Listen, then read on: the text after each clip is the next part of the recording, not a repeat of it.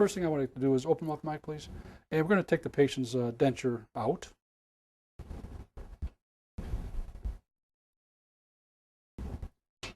And I'm going to take the papillameter. It's a device that's going to help us give the lip line communication to the laboratory. And it has a little device in the back of here that's going to rest against the anterior papilla.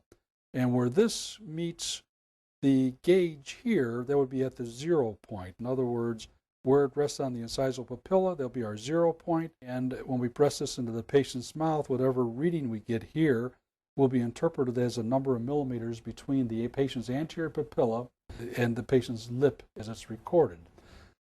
Now we're going to go to the patient, and I'm going to put this gently under Mike's lip here.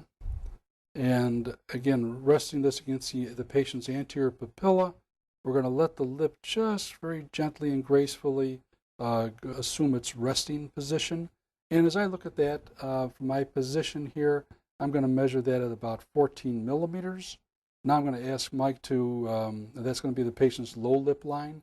And I'm going to ask Mike to give it a nice casual smile. Now we're about 9 millimeters. We're going to consider that as our patient's high lip line.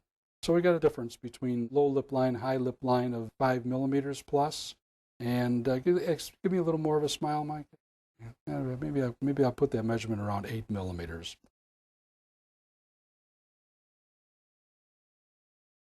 First, we're going to mark a dot right in the midline position of our maxillary cast on the land area. And again, in the laboratory, they're going to also have a papillameter.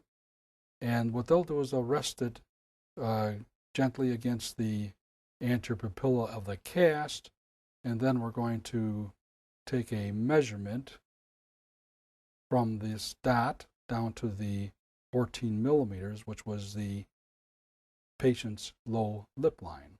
And then we'll read our gauge, which measures about 33 millimeters. We'll mark that down now as our low lip line,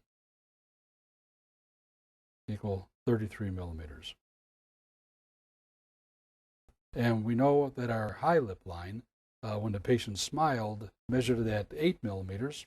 So there's a difference of 6 millimeters. So we could say our high lip line equals 27 millimeters, again measured on our scale. So that when the laboratory is ready to fabricate the wax rim, they will fabricate, they'll preset this to 33 millimeters. And then when they fabricate the wax rim, they'll make the wax rim at that particular length. And then when they're ready to do the setting of the teeth and they want to do their final wax up, they'll preset this to 27 millimeters. And they'll make sure that the gingival wax up covers at least that much of the tooth structure.